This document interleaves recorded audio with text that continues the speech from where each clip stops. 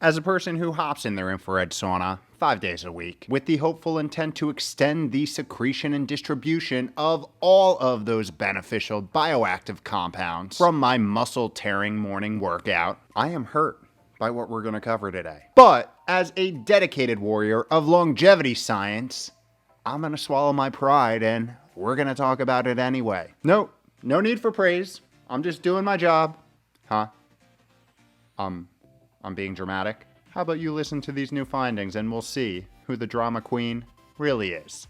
Let's go. Yo. What is up? Welcome back to another week of How to Health. My name is Kevin. I run liftandbalance.com, where we take aim at all things health and longevity and do it in an odd, weird, interesting, and highly sarcastic way. Now, over the years, it's become more and more accepted that strategically getting hot for 10 to 30 minute stints a few times a week is good for biological business. And, as a result, cool for longevity school. And as the science has become more and more interested in this topic, it's been uncovered that this intentional subjection of extreme heat works its cellular and metabolic magic in many similar ways as its typically more strenuous cousin, exercise, acting as an acute physiological stressor which activates vital cellular repair mechanisms such as heat shock proteins, dilates blood vessels, improves cardiovascular function, modulates inflammation, and enhances overall cellular resilience. So much so that experts in the field have begun to suggest that if someone is unable to physically exercise for reasons such as an injury or chronic condition, getting intentionally hot may be the next best thing to trigger many of the same biological reactions that preserve things such as cellular and metabolic efficiency, muscle mass, bone density, and cardiovascular function. And all it takes is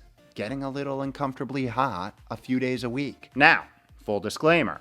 Exercise, or moving your body under a load for strategic bouts of time, will always be the number one recommendation. But this intentional heat therapy is a good option to keep in your back pocket, or even as a strategic additive to exercise, for many of the reasons I alluded to in the intro. The possible prolonging and enhancing of a good sweat session's biochemical effects. That being said, when it comes to embracing this heat, there are several different options for the longevity enthusiast to choose from, and they are not all the same in their application. There's sauna, not only traditional steam, but also the up-and-coming near and far infrared. There's water immersion, like the fan favorite hot tub and jacuzzi, and there's direct spot heating via the likes of heating pads, which is something I crossed paths with all the time playing college sports. And the truth is, despite the growing body of research on these different heat modalities, all of which have evidence supporting their promise, a significant gap still exists directly comparing their physiological impacts, particularly when applied for the everyday person in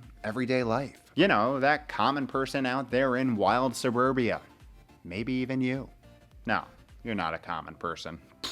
Who was I kidding? Which is something this new study recently published in the American Journal of Physiology sought to gain clarity on. Let's take a look. And pray that your preferred method is the most impactful, of course. Unlike mine. No, I'm not sour about it. You know what?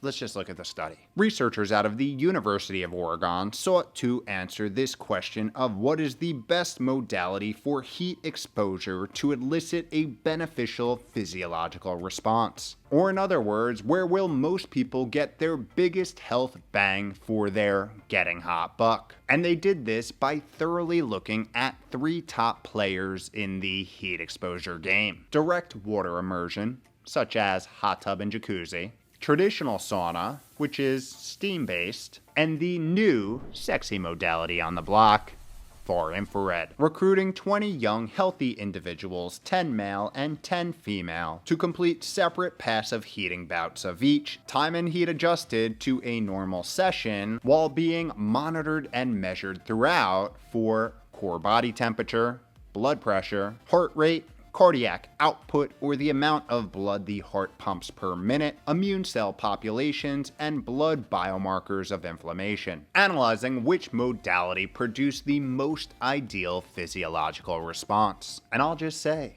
the researchers, along with myself and my personal setups, hopes and dreams, were surprised by the results. Here's what they found. First, when it came to core body temperature, the hot water immersion demonstrated the most substantial increase, with an average change of 1.1 degrees Celsius from baseline. This was followed by traditional sauna, coming in at a moderate increase of 0.4 degrees Celsius, which was significantly less than the hot water immersion. And lastly, the infrared sauna showed basically nothing, with no significant changes from baseline. And all I have to say is, I'm pretty damn hot at the end of my infrared sauna sesh each morning, so I may have to do my own N of 1 experiment here. Anyway, this result on core body temperature did align with what researchers expected, at least when it came to which modality would have the greatest impact. And that's because when submerged, the body's ability to dissipate heat through sweat is severely impaired, thus creating an internal environment for core body temperature to rise higher, and showing a greater move when compared to the two options where you can actually sweat. Next, we have the cardiovascular response, and specifically cardio output, or how much blood the heart is pumping per minute. And again, hot water immersion came out on top, causing an average rise of 3.7 liters per minute, compared to an increase of 3.2 liters per minute for traditional sauna and 1.6 liters per minute for infrared. 2-0. Damn. Last, and probably most interesting, we have the immune response, which includes tracking common cytokines that are produced as a byproduct of physiological stress, like exercise, as well as the overall counts of key immune cells. And this was probably the most surprising and unexpected findings for the research team. Here, hot water immersion not only came out on top, but it was the only heating modality which elicited a significant inflammatory and immune response. That's right.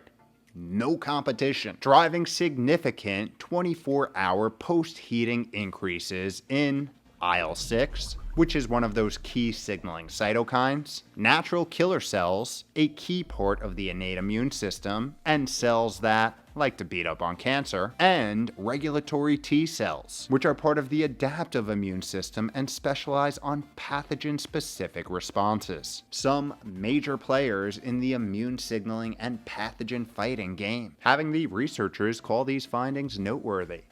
I know, pretty powerful language there. Ultimately highlighting that passive heating has the potential to induce an immune-mediated response similar to exercise by triggering the release of inflammatory cytokines and activating immune cells, and that this acute immune activation could be a key mechanism for long-term health, particularly in modulating chronic inflammation or enhancing immune surveillance, which I hear as potential enhancer of vitality over time, with the clear and undisputed winner for this study, looking at these specific metrics at least, being not the method I'm currently doing, but instead taking a nice warm soak. Now, this isn't to say you should take your sauna out back to the wood chipper and salvage whatever's left from that cedar piece of crap.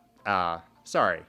Got a little personal there. Because these focused outcomes are not the only metrics when it comes to assessing heat therapy's benefits. And although these results were super interesting, the sample size was small, and it was performed in a very specific subset of individuals, young, healthy adults. And if you know anything about the average demographic of modern society, it's one of middle age and metabolic calamity, aka dysfunction, rather than efficient cellular operations. So more research is needed to truly tease out these heat-induced changes at the molecular level. And as that's being done, it's important to remember that the best way to induce the aforementioned physiological stress, which upregulates these optimal cellular and metabolic processes that drive efficiency, is a totally different type of heat therapy, one that is generated from within rather than externally. And that is by chronically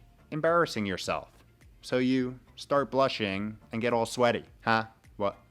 It's exercise?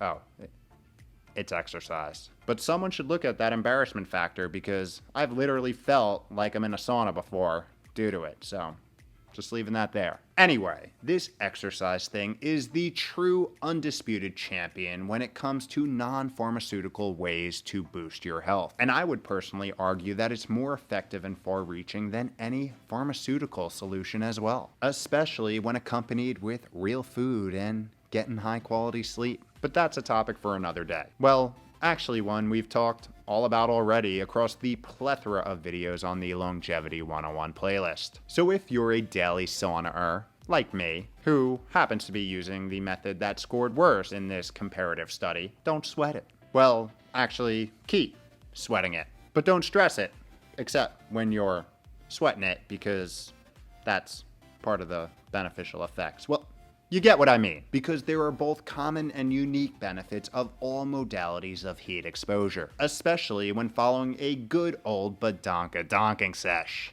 Exercise. Get your mind out of the gutter. Come on.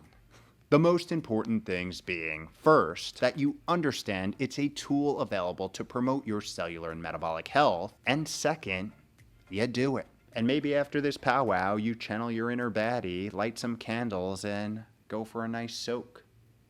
Or not. It's up to you. But it's never a bad thing to give your body another look. Keep it on its toes. That being said, I'll still most certainly be using my infrared box of cedar garbage. I mean, infrared sauna, 5 days a week after my workout, and look forward to more data coming out on the topic. In the meantime, I'd love to know how and when you deploy your heat therapy, so please drop your protocol and experience in the comments below. Or at least give me your best rate for premium cedar sauna chips, and I'll ship them out to the highest bidder. Who's the drama queen now?